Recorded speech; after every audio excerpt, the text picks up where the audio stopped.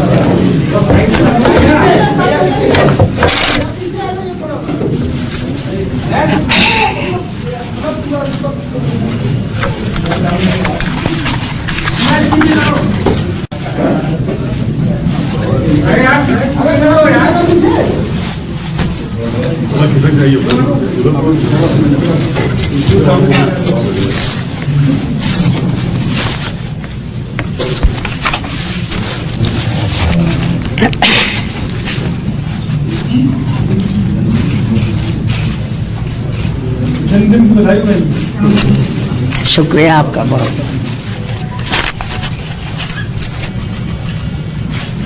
शुरू करें?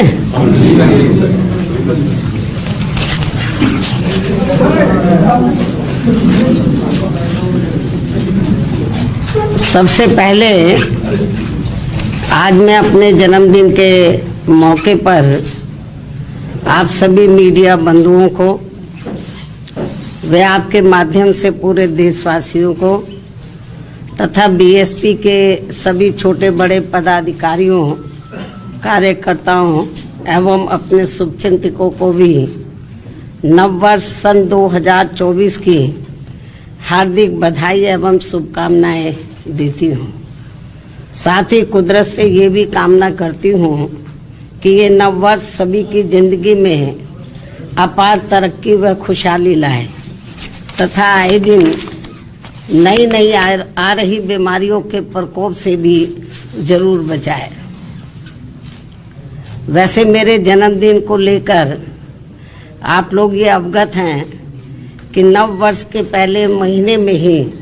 अर्थात आज के ही दिन दिनांक 15 जनवरी को पूरे देश भर में बीएसपी पार्टी व मूवमेंट से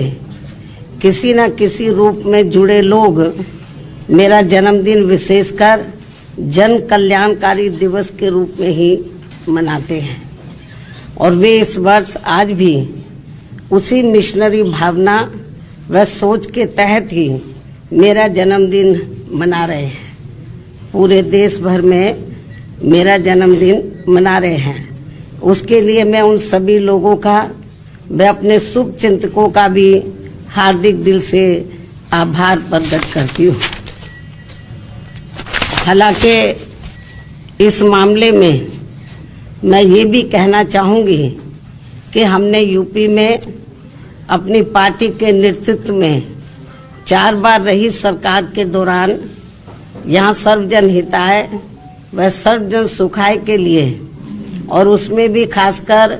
दलितों, आदिवासियों, अति पिछड़े वर्गों, मुस्लिम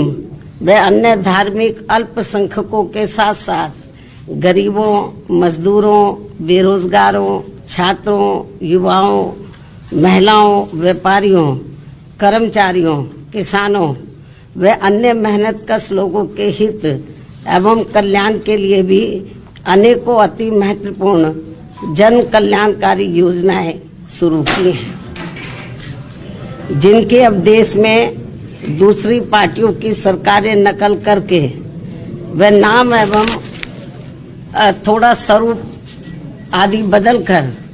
भुनाने में लगी हैं, किंतु उनकी जातिवादी, पूंजीवादी, संकीर्ण व सांप्रदायिक सोच होने की वजह से उनका इन्हें सही से पूरा लाभ नहीं मिल पा रहा है और अब तो इनको केंद्र व राज्यों की सरकारों द्वारा गरीबी, बेरोजगारी व महंगाई आदि से मुक्ति दिलाने की बजाय तथा रोटी रोजी व रोजगार के भी साधन उपलब्ध कराने की गारंटी देने की बजाय इन्हें फ्री में थोड़ा सा राशन आदि देकर अपना गुलाम व लाचार एवं मोहताज और बनाया हुआ है। जबकि हमने यहाँ यूपी में अपनी पार्टी के नेतृत्व में 4 बार रही सरकार के दौरान इन लोगों को वर्तमान सरकारों की तरह अपना गुलाम व लाचार एवं मोहताज न बनाकर,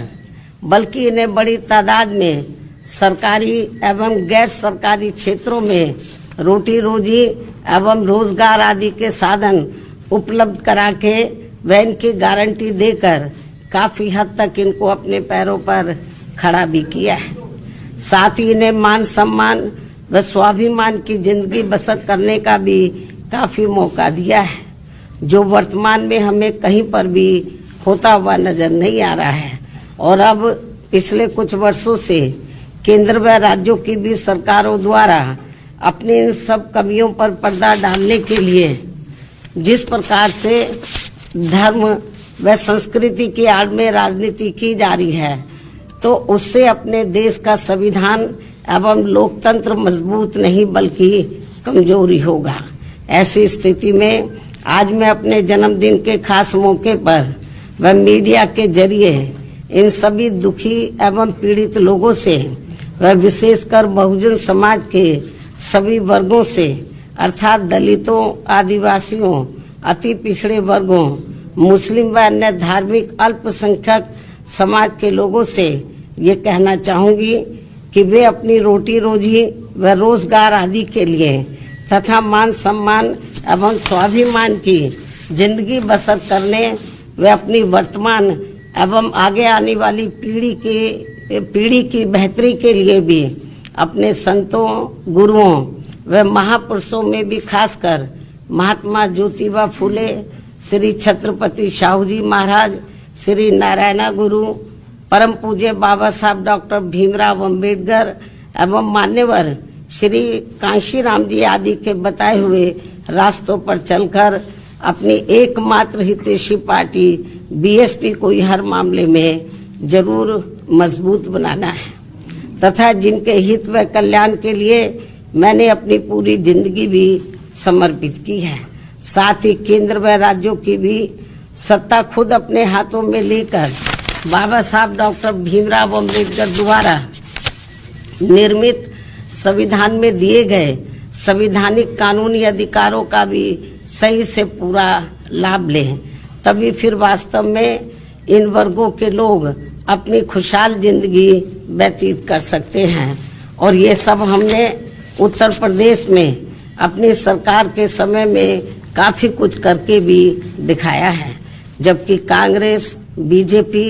व इनकी सभी सहयोगी पार्टियां भी जिनकी सोच, सिद्धांत एवं कार्यशैली पूर्ण रूप से जातिवादी, पूंजीवादी, संकीर्ण, सांप्रदायिक व सामंतवादी भी है, ऐसी ये पार्टियां सत्ता में बने रहकर इनको कभी भी अपने पैरों पर खड़े होते हुए देखना नहीं चाहती हैं। ऐसे में फिर इन सभी विरोधी पार्टियों की सरकारों के चलते इनका सही से पूरा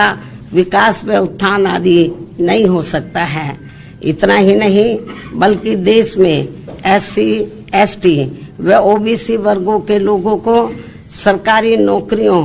एवं अन्य और क्षेत्रों में भी आरक्षण दिए जाने की संविधान में जो व्यवस्था की गई है, तो उनका भी अब इन विरोधी पार्टियों की रही सरकारों में इन्हें पूरा लाभ नहीं मिल पा रहा है तथा अन्य और मामलों में भी इनकी लगभग यही खराब व दयनीय स्थिति बनी हुई है। इसलिए इन सब बातों को ध्यान में रखकर देश में गरीबों, मजदूरों, बेरोजगारों तथा बहुजन समाज के सभी वर्गों के लोगों को बीएसपी से जुड़ना तथा इन्हें फिर सत्ता तक पहुंचना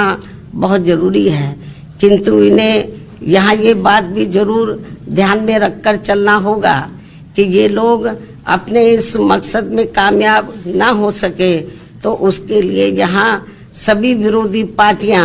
अंदर अंदर एक होकर व किस्म किस्म के साम, दाम, दंड भेद आदि अनेकों हथकंडे इस्तेमाल करके इन्हें हमेशा सत्ता से दूर बनाए रखना चाहती हैं, जिनसे इन्हें हर स्तर पर सावधान रहना होगा तथा गुमराह भी नहीं होना है। और इस मामले में ताजा उदाहरण ये है कि अभी हाल ही में विपक्ष के इंडिया गठबंधन को लेकर जिस प्रकार से सपा मुखिया ने एक सोची समझी रणनीति के तहत बीएसपी के लोगों को गुमराह करने के उद्देश्य से कुछ ही घंटों के अंदर बीएसपी प्रमुख के प्रति गिरगिट की तरह अपना रंग बदला है, तो उससे भी पार्टी के लोगों को जरूर सावधान रहना है। इसके साथ ही पिछले महीने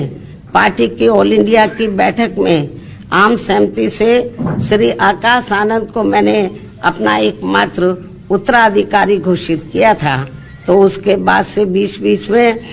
अब मीडिया में ये भी फर्जी व गलत खबरें प्रचारित की जा रही हैं कि ऐसा लगता है कि अब बीएसपी प्रमुख जल्दी ही राजनीति से संन्यास लेने वाली है, जिसमें रत्ती भर भी सच्चाई नहीं है। जबकि मेरी जिंदगी का आखिरी सांस भी पार्टी को मजबूत बनाने में ही लगा रहेगा। इस किस्म की फर्जी व गलत खबरों से भी पार्टी के लोगों को गुमराह नहीं होना है। और अब तो चुनावों में ईवीएम में अधिकांश धांधली व गड़बड़ी किए जाने की मिल रही खबरों से भी बीएसपी के लोग भी काफी ज्यादा दुखी व चिंतित भी हैं। हालांकि ऐसी स्थिति में ये व्यवस्था बाहरी देशों की तरह कभी भी यहाँ खत्म हो सकती है। ऐसे में अपनी पूरी ऊर्जा से पार्टी को मजबूत बनाने में लगे रहना है। अपनी पार्टी के लोगों को ऐसे में अपनी पूरी ऊर्जा से पार्टी को मजबूत बनाने में लगे रहना है। और यदि पार्टी के लोग इन सभी हालातों का मुकाबला करके अपनी पूरी ईमानदारी व निष्ठा से आगे बढ़ने की पहल करते हैं तो फिर हमारी पार्टी जरूर आगे बढ़ेगी। इसी भरोसे के साथ ही अब मैं अपने जन्मदिन के शुभ अवसर पर अपनी पार्टी व मूवमेंट के हित में हर वर्ष की तरह इस वर्ष भी मेरी लिखित पुस्तक मेरा संघर्ष में जीवन एवं बीएसपी मूवमेंट का सफरनामा के 19वें हिंदी एवं अंग्रेजी संस्करण का विमोचन भी करती हूँ। और ये पुस्तक खासकर वर्तमान युवा पीढ़ी व पार्टी में नए जुड़े लोगों के साथ साथ आगे आने वाली पीढ़ी के लिए भी उनका एक उज्जवल एवं बेहतरीन मार्गदर्शक बनने का काम करेगी, जिससे मैं हर वर्ष इस पुस्तक के जरिए आज के ही दिन अपने लोगों को ये खास तोहफा भी देती हूँ। और अब मैं इस अति महत्वपूर्ण पुस्तक का विमोचन करने से पहले पार्टी के लोगों से ये भी अनुरोध करती हूँ कि अब देश में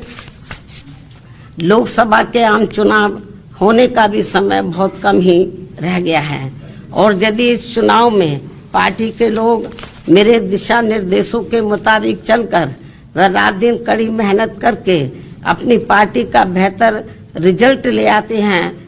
तो फिर यही इनका इस वर्ष मेरे जन्मदिन का खास तोहफा भी होगा। वैसे मुझे पूरी उम्मीद है कि पार्टी के सभी लोग अपने तन मन धन की पूरी ऊर्जा, शक्ति, एकजुटता तथा आपसी भाईचारे के साथ मिलकर लोकसभा का ये आम चुनाव पूरी दमदारी के साथ ही लड़ेंगे और केंद्र की सत्ता में अपनी प्रभावी भागीदारी भी सुनिश्चित करेंगे। इसके साथ ही इस चुनाव को लेकर